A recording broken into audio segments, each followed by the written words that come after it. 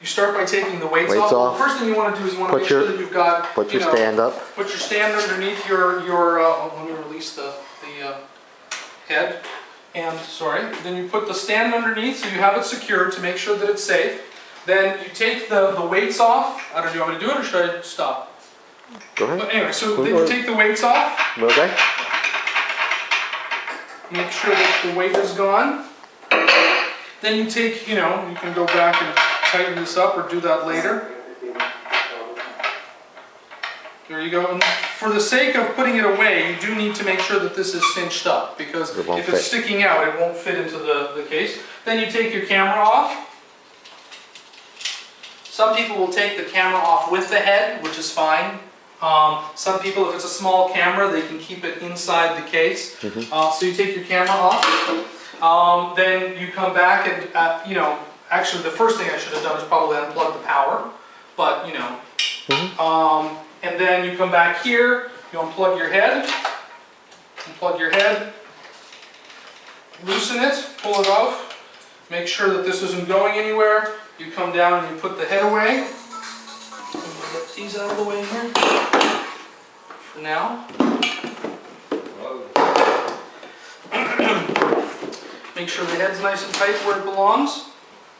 You can throw these puppies off to the side.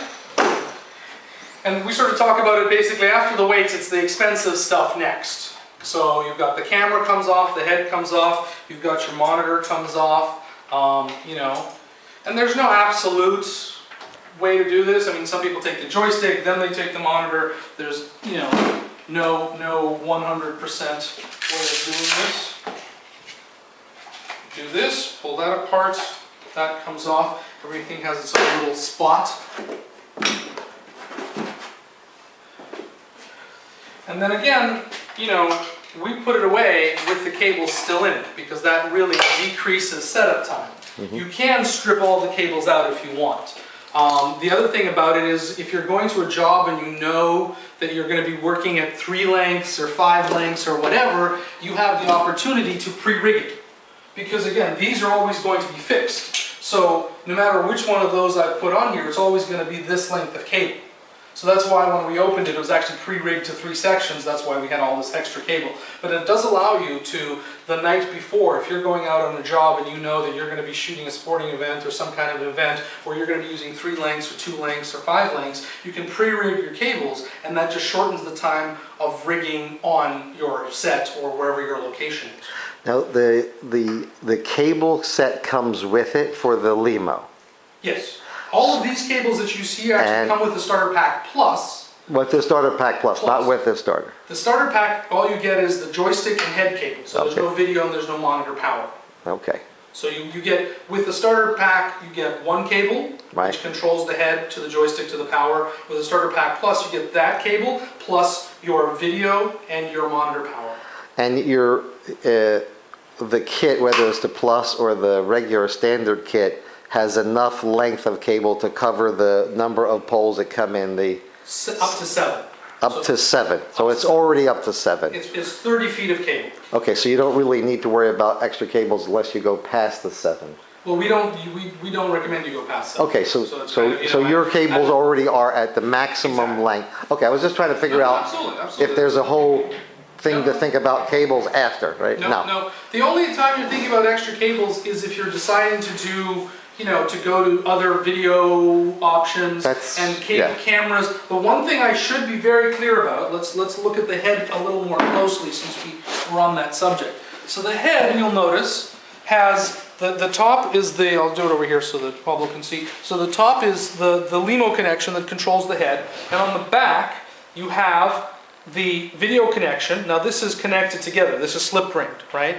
So this is designed to go to the camera, and then this goes back to the monitor. Now this is a BNC SDI connection, but because of the slip ring, when you put an HD SDI connector or video feed through in here, there is a little bit of sparkling when it moves. So what we do is we say that for HD, this is for monitoring only.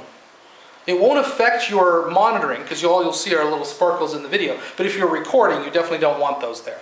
99% of the time, people are recording to the camera itself, so it's not an issue, but it's something they should be aware of because you can just as easily record to a secondary recorder, which I would means... think with the cube cameras, they're not recording to the camera. The cube cameras? Which ones? Nothing. Like, Oh, let's- you mean All the like cameras Toshiba? don't have Yeah, all the cameras that don't have any storage capacity. Exactly. So with the Toshibas and some of the other cameras, absolutely, they're not recording locally, so they would need to. But see, the thing is, the Toshibas, the actual video outputs at the other end. So it's only if they CPU ahead. yeah. So it's only if they decide to like take a Scarlett or a DSLR where they're going to record, a secondary source or a secondary. So 99% of the time it's not an issue. But if somebody does decide to record, back there, then they need to skip this step and go directly, basically take this cable and directly connect it Just to avoid a 360 Exactly. spin. So the other two connectors on here, this one is 12-volt power, and this is it's a 4-pin binder, but you can actually, the idea is that it's a relatively generic connection, so you can go out to a 4-pin XLR, you can go out to a 4-pin or a plus-minus connection for like a DSLR or a Canon C300. And then this little Hirose is designed to control a 5-volt motor similar to these, which we can use to run Iris. Now you're starting to get into a little bit more customization. But the point is that you do have 12-volt output and you do have a slip ring BNC for standard def, SDI, composite, all of that is fine through here. It's just when you get into HD SDI that you run into the potential for little sparkles. Can you give me a first plane of those connectors, please? Sorry, these, again, did you see them? Is this close enough? So this is the slip ring video SDI. Okay, so in other words, it goes from the camera to here, and then it can go out from here to the monitor. Okay, Perfect. and then down here you have, this is the 12-volt binder, and this is the 5-volt Hirose. Correct. So the power supply coming in on the Limo is also slipped ring to these two. Exactly. Okay. Exactly. Follow that, Paolo? Yeah. So this is all from one cable. Okay. You don't need to add cable. Now obviously if you wanted to add, so what this allows you to do is it also allows you to do things like run certain remote focus and iris control. Yep. So, but again, in most cases you're going to need to make a special cable. And that's something that either yeah. So are we supplying the mating connector with any of the kits? Or No, any it's a special pigtail order. cables? It's a special order. What we've done is these are all standard connections we give you the pinouts in the instructions where it's +1, pin 1 is plus and pin 4 is, and then, but so if you want to make up your own cable, God bless, or if you want us to make up a cable for you, then you order it. Okay. I think my point is more like what's going to stop the customer from starting his work if he needed those. And my other question is, how are they developing the 5 volts? I can understand the 12 volts from the battery.